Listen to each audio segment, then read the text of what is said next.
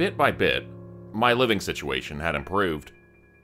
I could afford heat, at least 2 meals a day, and warm socks. Those comforts came at a cost. A bullet wound in my shoulder was still healing up. The company I worked for offered magic-laced medicine that could heal wounds faster, but they cost more than I could afford. Better to let things heal on their own. A deep ache from my legs bothered me. It got to the point that I knew I needed a checkup before working again. I hated needing to see the doctor for old wounds, simply because medical costs aren't cheap. After this checkup, I might not be able to afford heat for the rest of the colder seasons this year. I wasn't certain what sort of creature Dr. Philo was. He looked human enough. I called to see if he had any open times for an appointment, but he told me he could swing by in a few hours.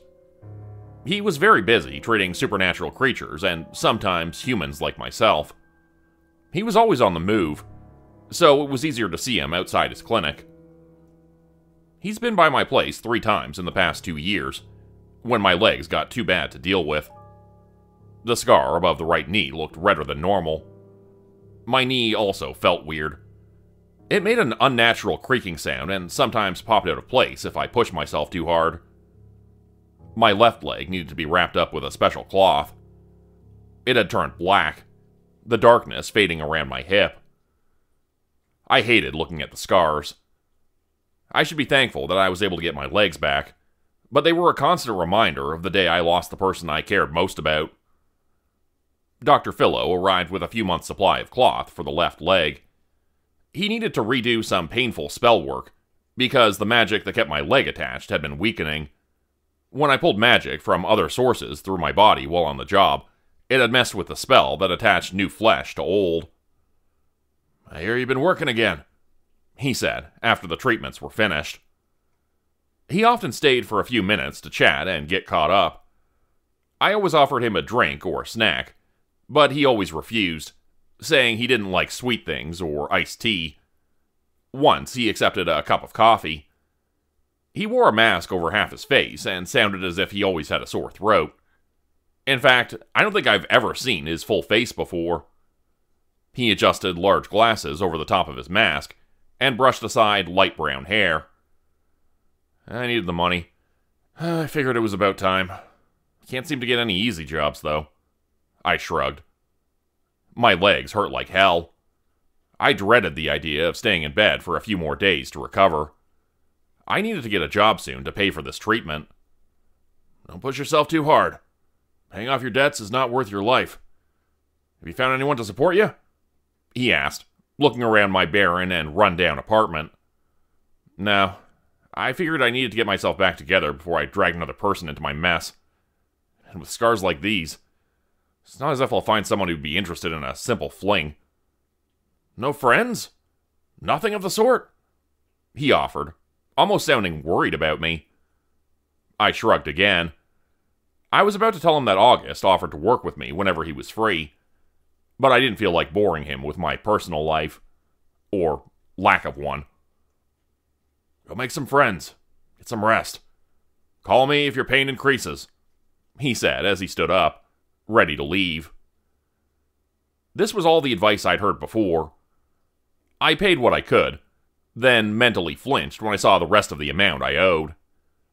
I promised I would take it easy, as the doctor left to see another one of his patients.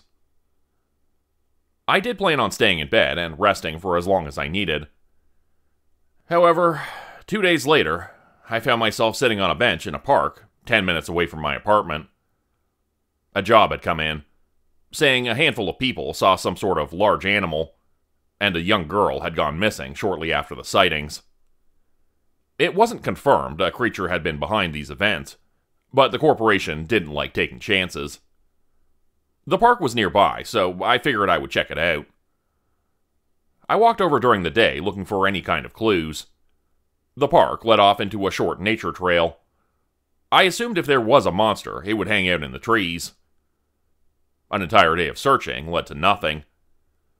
Since monsters came out at night, I was stuck staying up late. Aside from some recent graffiti, nothing appeared out of place around the park or the trail. My legs ached from all the walking. I spent a few hours sitting on a bench, almost waiting for something to happen. I'd found out the hard way not to use my talents of seeing magic after my leg treatments. The migraines I got did not mix well with the leg pain, making them both unbearable. Speaking of something unbearable, my phone kept going off, because August had figured out how to send GIFs. I should have blocked him.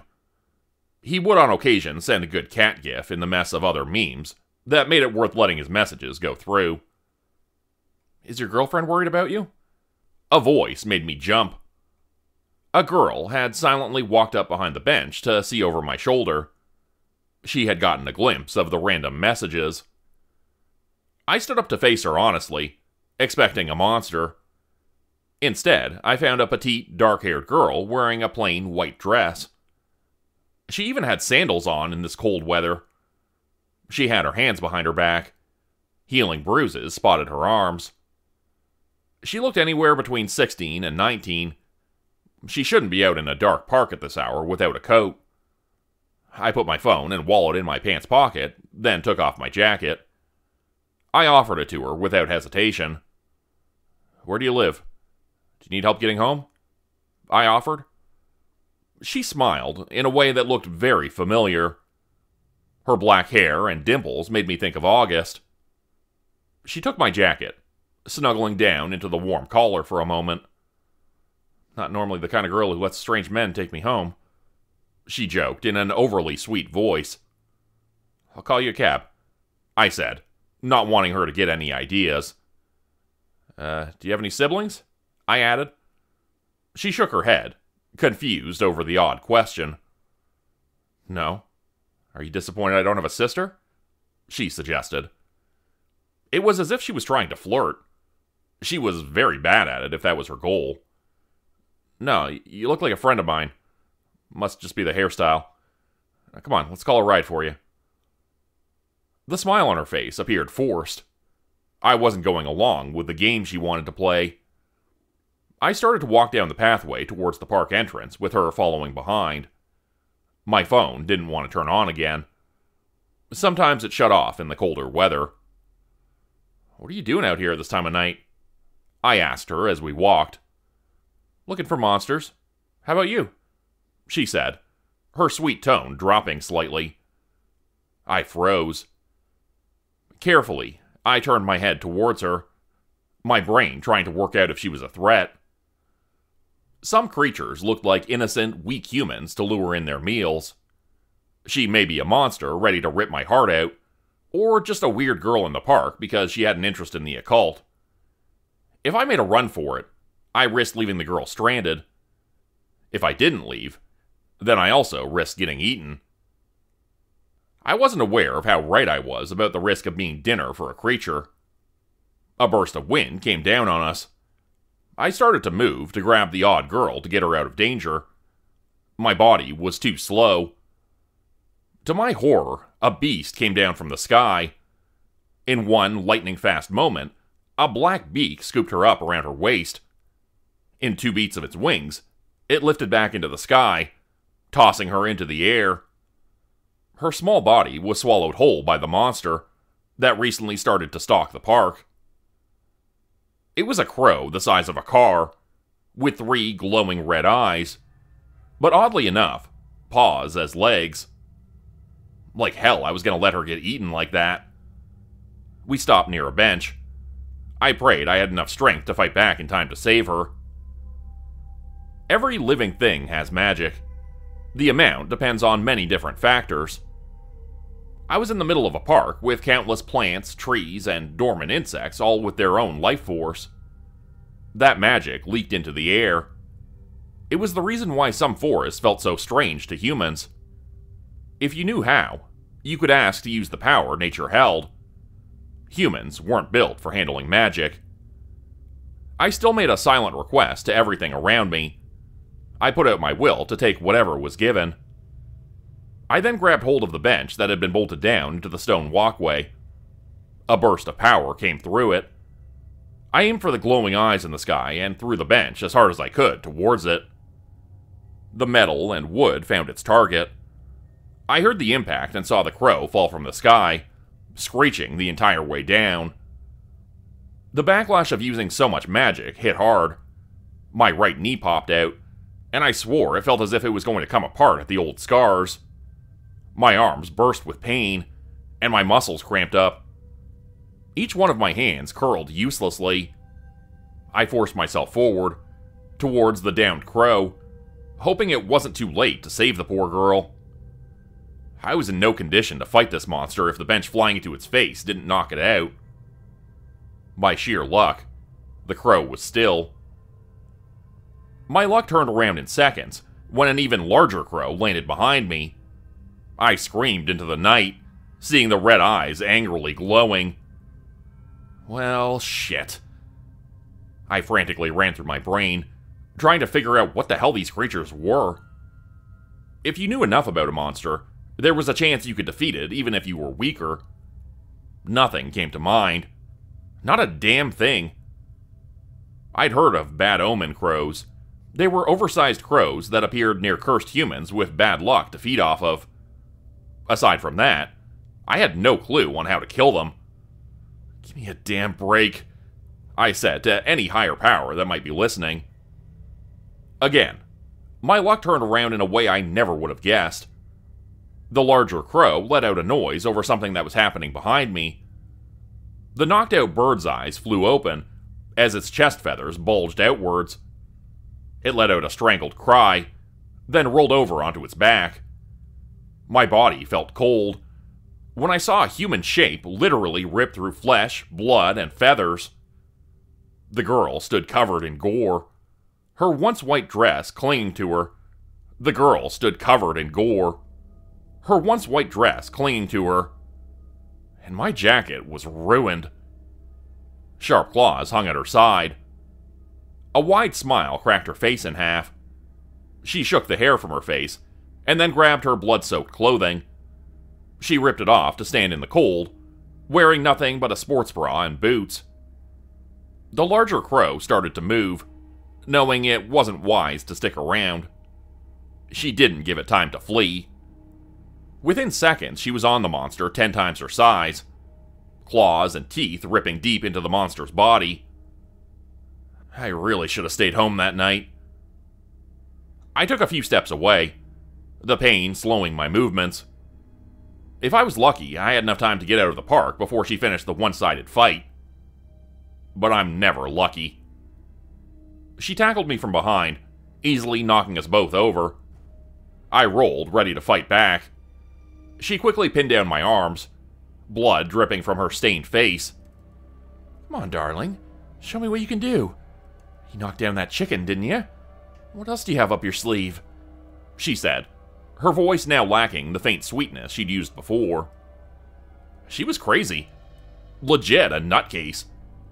I had come across monsters that loved nothing but fighting. She had acted as bait, not to lure in humans to eat, but for other monsters. Since I showed a hint of skill, I was now the next target. This wasn't good. She took down the 2 crows in under 2 minutes. I couldn't fight my way out of this, and by the look in her eyes, I couldn't talk my way out of this either. How about you let me go so we're on even terms? I suggested, praying to buy some more time. She let out a shrill laugh, as if I just told her the funniest joke in the world. Fight for it, she shouted. Her dimpled smile no longer appeared charming. I ran through my options. I used every ounce of strength to pull my hands free. I slipped one wrist through her fingers because of the blood on her hands. She was covered with it. Something caught my eye. Dark patches on her neck showed through the deep red. I realized she had a black ring tattoo she had hidden under some sort of makeup. The fighting and wetness had rubbed parts of it away. With one hand free and seconds to act, I reached out to grab hold of her neck. A burst of magic came from the spell that kept her leashed. She screamed, showing off all her sharp teeth. Her nails dug into my wrist, but I pushed forward. I couldn't break this collar like I had with the bat monster. I could only force through one command. It hurt the both of us. White sparks of magic flew out into the grass, creating deep holes where it landed. She mentally begged me to stop what I was doing, and yet I still pushed. I fought with everything to let that one request sink into the spell. Something clicked between us, and I finally pulled back. She scrambled away on all fours, hissing like a cat. I stayed on the ground, barely able to breathe. My hands smoked from touching so much raw magic for so long. If she wanted to finish me off, she could have. "What in God's name is going on here?" A man's voice came as a flashlight beam landed on us. A set of police stood shell-shocked at what they saw in the park. 2 giant dead birds, me, and the girl who barely appeared human. I groaned. I hated dealing with cops. There were always so many awkward conversations and paperwork afterwards. Any money the corporation may have paid for 2 monster crows to be killed would be directed elsewhere. Cover-ups cost money after all. "April?" Another voice came. I knew who was running up the pathway. She saw me and gasped. The cops refused to let her get closer, which I understood. They didn't know what was going on, or if the hissing, blood-covered woman was dangerous. "What a coincidence," I said in a shaken voice, as I raised my good hand to wave at Evie. She worked as August's handler. It made sense she knew more creatures on a leash. If the girl who wanted to kill me wasn't one of them, she would know who her boss was. As it turned out, Evie was the nearest handler. When she heard the cops got called to the same park April said she was going to, her handler asked Evie to go check just in case. She later told me she dealt with April so often that she might as well have been her official contract worker. I let Evie get things sorted out with the cops. Just as I thought, there was going to be a lot of paperwork. Soon, the cleanup crew arrived to collect the bodies of the crows and to do basic medical treatments for us. April was fine. Evie and she got along well. I saw her fussing over the smaller girl, as if April was a younger sister. Finally, they made their way over to where I was sitting. "Say you're sorry for trying to kill him," Evie demanded in a stern voice. "Sorry for trying to eat your brains," April said. Not sorry at all. "You wanted to eat my brains?" I answered, moving slightly further away from the pair. "Not wanted. I was going to. Not now, though. I don't eat the brains of my friends, humans or not," April said, and it made my face flush. "Friends? How? When?" Evie questioned, shocked over the development. April gave a tooth-filled smile, and I wanted to die. She should have just eaten me. This human messed with my collar. He could have written anything into the spell. An order to not kill him, or for me to kill myself. Anything. You know what he said? "Let's be friends." Yep, I wanted to die. Evie stared at me as if I was on the same mental level as April. She carefully took hold of the other girl, who was now wrapped up in a blanket one of the cleanup crews brought. "Just friends?" she asked, very weary of my motives. "Just friends. She's like a kid," I defended myself. "Oh, so we're grooming supernatural girls now?" Evie replied, hugging April tighter. I am too tired to be offended. If you think that's the case, you're free to keep her away from me forever. I may have forced the idea of being friends into the collar that keeps her under control. She doesn't need to listen to the request if she doesn't want to. I tried to stand up to start going home, but my legs refused to work.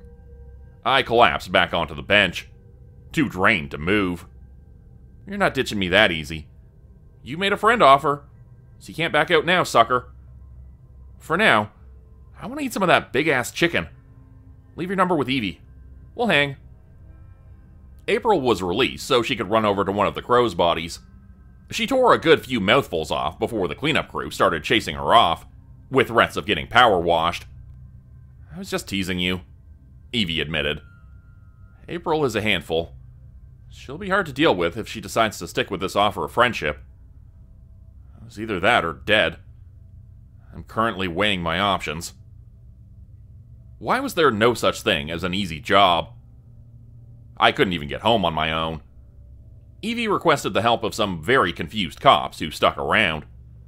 They drove me home and pressed me for some answers. I promised them things would be explained by someone else. I was not in the state for a long conversation.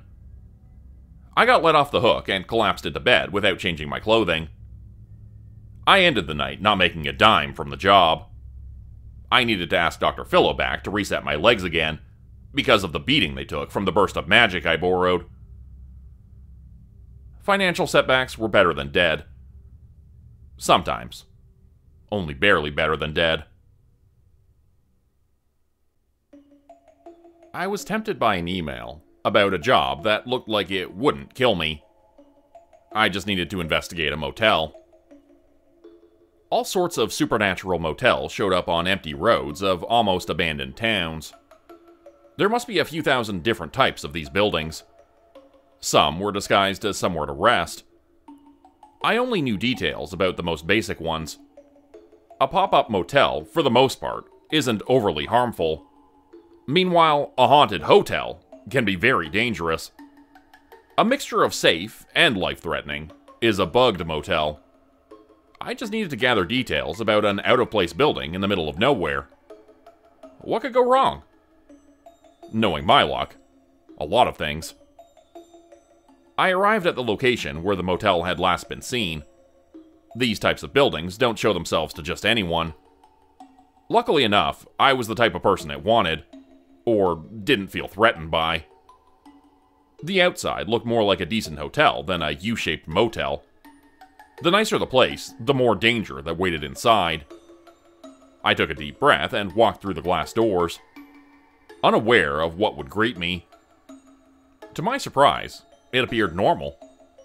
It was as normal as an unnamed hotel showing up overnight in a rundown neighborhood could be. A man dressed in a professional suit jacket waited behind the check-in desk. His dark eyes watched me as I carefully walked over. His friendly smile did nothing to comfort me. For some odd reason, he reminded me of August. They didn't look related. It was more how they smiled and how the facial structure formed their face. Because of that one hint, I already knew what I was dealing with. My palms became sweaty as I tried to look calm. I stopped in front of the desk, hoping I could get out of this place safe and sound in the next few minutes. "What can I do for you today?" the man chirped. His smile grew wider, and it made every hair on my arm stand on end. I only had one chance. "I would like to book a room for next Monday, if possible," I said, keeping my voice steady. The man nodded and reached for a book to write down the information. There were no computers or cameras in the lobby, but I knew I was still being watched. I glanced away long enough to spot a cockroach nestled in the corner near the ceiling.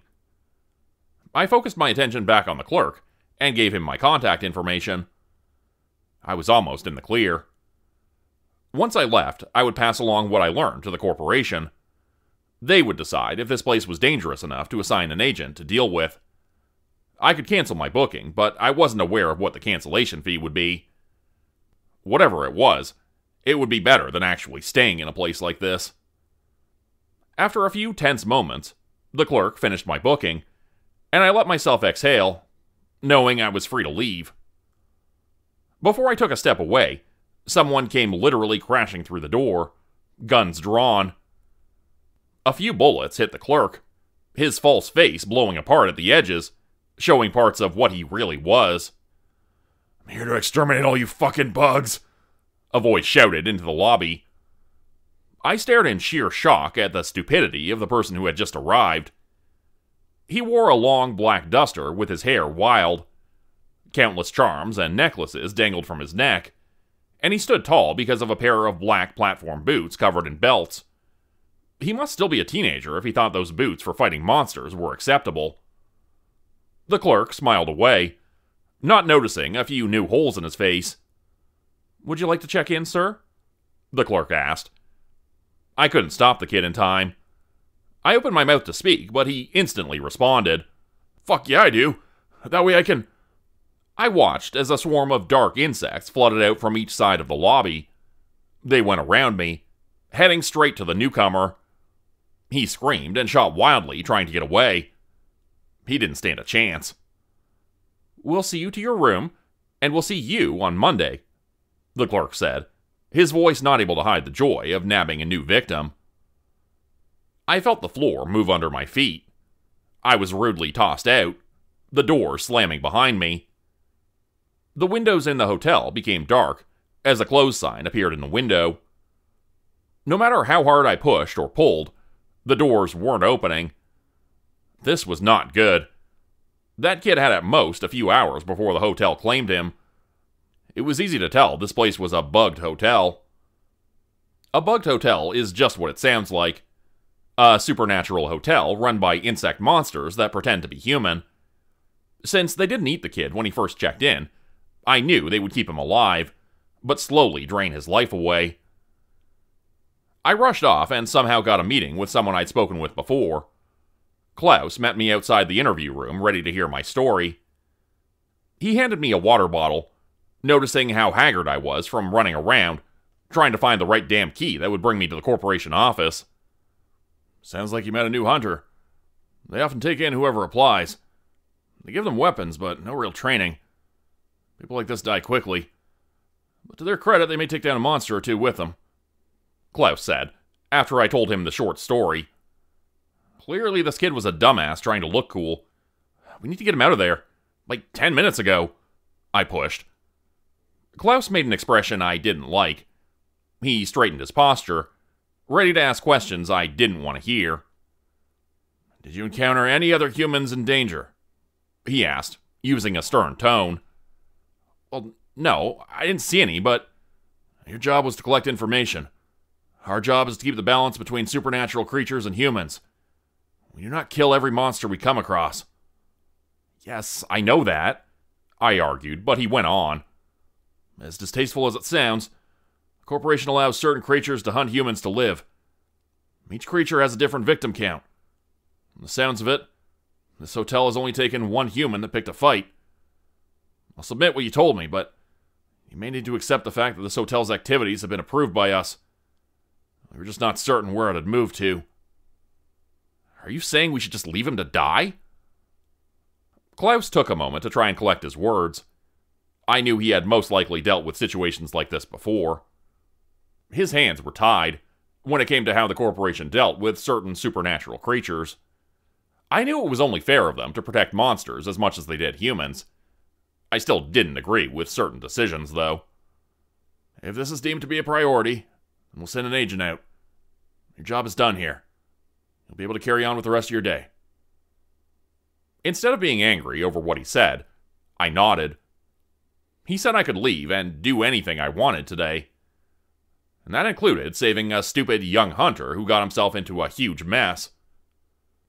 I left the office behind, knowing I wasn't going to get any help from them. Instead, I called an old friend. She owed me a favor. Not a big enough favor for her to rush into such a dangerous place. I might need to pay her a little extra for this. She met me in front of the hotel, face bright and ready to help. Harp was taller than me. Her well-built body could barely be contained in her simple clothing. Now that I was in front of her again, I knew why I had stayed away for so long. It got weird when she spoke to me. I suddenly understood Joey's interests a little bit more. I shook off those emotions to get down to what we needed to do. "It's good to see you back on your feet, little man," Harp said, as she crossed her arms over her chest. She had cream-colored hair that she always kept tied back for jobs. Her ears were slightly pointed and her nose was flat. I'd never figured out what sort of creature she was. The only thing I knew about her for certain was that she could snap me like a twig with her massive arms. "Not fully on my feet, but it is good to see you. Thank you for helping with this," I quickly said, and started forward, hoping she would follow. She did not. I turned back, my stomach rolling with different emotions. "You know what my price is. What I owe you is not enough for this," Harp said, eyes gleaming. I let out a deep sigh, feeling my face going slightly red. "Not in front of people this time, alright? Let's go." I wish she would stop teasing me as much as she did. This time, she followed. Her long strides soon overtook my pace. She entered the hotel, the close sign now gone. I felt a million unseen eyes on us when we entered the lobby. She stopped a few steps away from the front desk. The dark-eyed clerk smiled at us. His smile appeared strained when he saw me again. "Booking a room for tonight?" he offered, in a less polite tone than he used with me earlier. "Nope. Coming to pick up a friend. You wouldn't happen to know what room he's in, would you?" Harp said, sharp teeth coming into view. The clerk matched her expression. "I'm afraid we can't give out that information," he half hissed. "And I'll just have to beat it out of you." She moved quickly, fists ready. The clerk let out a cackle, finding the idea of a fight amusing. His face split open, as long, spider-like legs spilled out from the flesh. Countless insects started to pour out from the cracks in his skin. That was my cue to leave. Harp crashed into the desk so hard it sent pieces flying in all directions. She hadn't been hurt in the slightest. Another powerful blow came down on the mess of insects the clerk had turned into. My skin crawled hearing the loud, crushing sounds of bugs under her fingers. I was already running down the hallway when swarms of more dark bugs came for me. I kept them away with a blast of spray I'd bought before I arrived. Even supernatural bugs hated regular bug spray. It wouldn't last forever, though. My heart raced from fear and effort.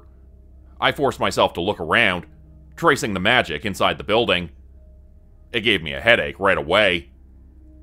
This place looked like a building, but it was alive. I saw veins of magic pumping through the walls.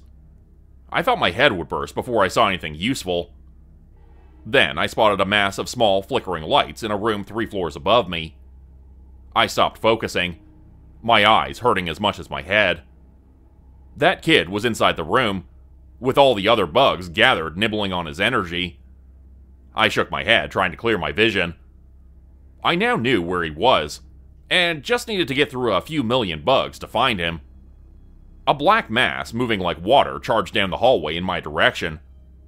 Thankfully, Harp came crashing through. Her body turned into a massive, furred beast that wrecked everything her claws touched. She took out half the swarm, but I still had way too many bugs to take care of. I forced myself to keep moving. I heard the chittering of the swarm hot on my heels.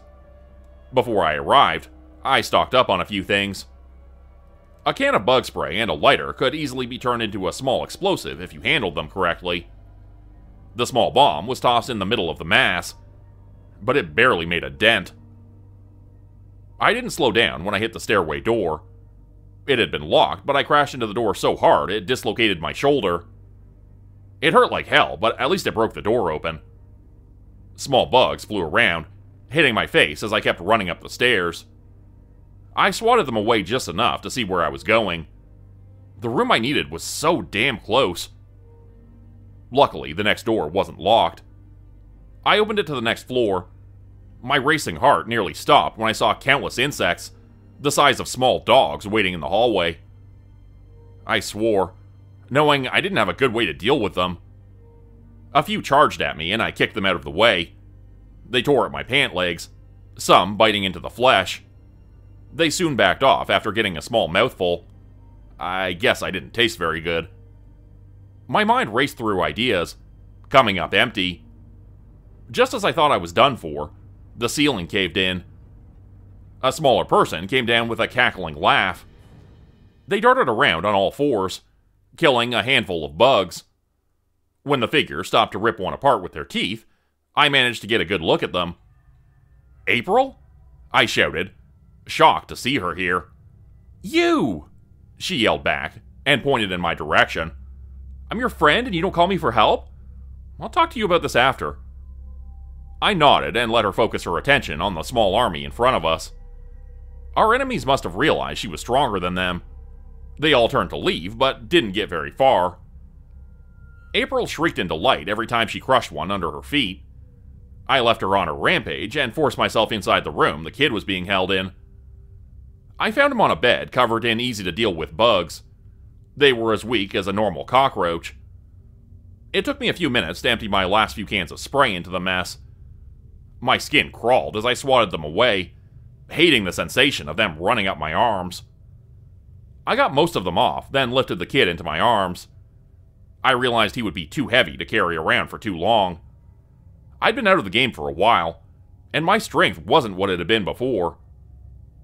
I set him back down and pressed my palms against the floor. I hadn't done this trick very often, and just hoped it worked. The building we were in was powerful. I bet it held more magic than August, April, and Harp combined, but it didn't have the kind of awareness or intelligence. I carefully started to take a little bit of magic into my arms. I held my breath during the process, making certain I stole power in a way the building wouldn't notice, like a flea draining blood. If it got itchy, it would be all over. Since Harp and April were causing problems, my actions weren't noticed. I gathered up enough power and let it sit inside my arms. I had about 10 minutes of being able to lift things twice as heavy as myself without my muscles getting tired. When it comes to magic, you can do almost anything with it. The more complicated requests require more focus and power. Becoming strong enough to carry a person without issue was something so simple, I bet more humans could do it if they were aware of how magic worked. Most of the larger bugs had been chased away by April. A few were still in the hallway, which I took out with a few well-placed kicks. I almost felt sorry for the things, even though they would be glad to eat me on the spot. I started down the stairs again, but ended up tripping over the kid's damn jacket. We tumbled downwards, my shoulder feeling hot from pain. I ignored it. The kid didn't wake up, but I bet he got a few bumps from the fall. At least he wasn't dead, so he should be thankful. I thought I was in the clear when I didn't see any threats, until I hit the entrance of the lobby. The building had been torn up from the fight between Harp and the clerk. I heard rumblings from them exchanging blows. I took a step towards the door, but my path was cut off by the ceiling caving in once again. Both April and Harp came with a creature with an appearance that would haunt my dreams for a while. The body looked like a long millipede, but with long spider legs. It had transparent wings that had been damaged. The head was made up of different types of insect faces, and human skulls fused together. A human face that looked like the clerk sat in the middle, an appearance of disgust directed towards us. "Do you think you can win?" I asked the girls. Both had torn clothing and slowly healing wounds. Harp gave a strained smile, and April stayed on all fours, a deep rumbling coming from her chest. "No, but we could do a lot of property damage before he takes us all out," Harp admitted. That was it. We were dead. Or at least, we should have died there. "No, you shall not," the monster snapped. "I'm canceling your rooms. Get out!" An invisible force took us all by the ankles. One after another, we were all tossed out the front door. I was almost crushed by Harp when she was tossed out last. I rolled over at just the right time. I sat up, dazed to see the building shaking. It started to sink into the ground, the entire thing leaving to take up a different spot to lure in victims. Somehow, April had snagged a large bug on the way out. She held onto it as I shook off any that had hitched a ride on my clothing. "How dare you not call me to help?" April snapped. "You're a kid. That place was dangerous," I reminded her. "I'm a menace," she corrected, and then bit off the head of her hijacked snack. "You sure are, baby girl," Harp complimented her. I wanted to tell Harp not to encourage her, but knew it would be useless. I also had a weird feeling come over me, as if I was jealous Harp called April baby girl and not me.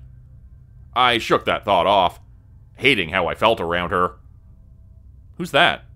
April asked, her mouth full. She pointed at the guy we'd risked our lives to rescue. She didn't even know why we'd almost died. She just wanted to fight. I didn't think I could ever understand supernatural creatures. I couldn't answer her because someone else had just arrived. "Now what happened here?" Klaus stood there, arms crossed with a younger agent in tow. The agent wasted no time going over to the hunter to see if he was alive. Well, I started. I didn't have a lie for this.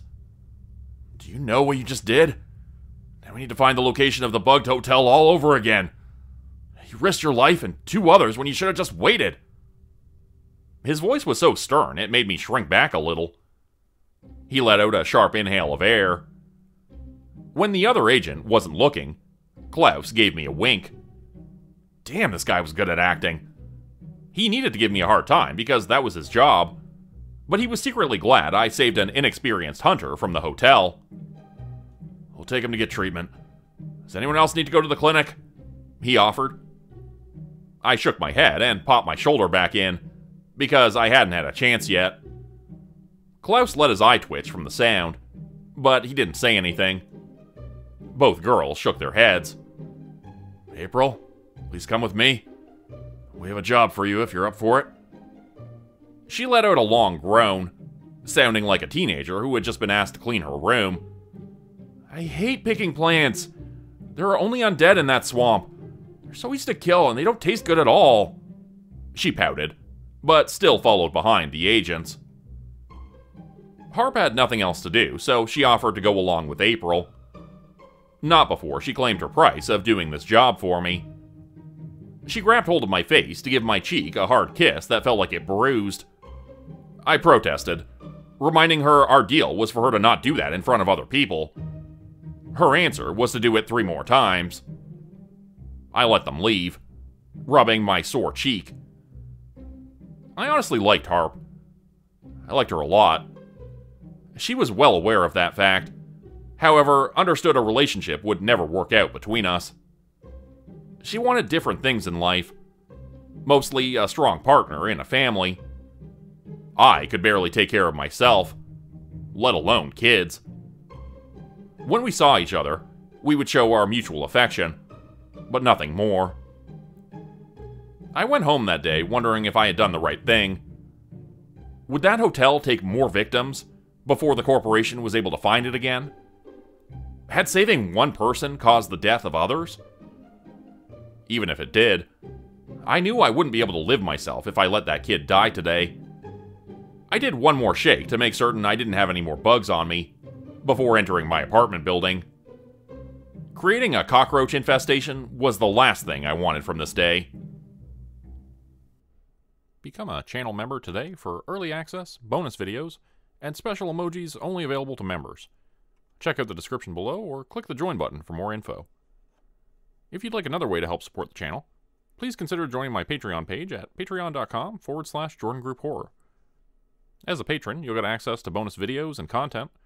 You'll be credited at the end of every video going forward, and if you decide to stay for 3 months, I'll name a character after you which will be featured in a Hollow's End story.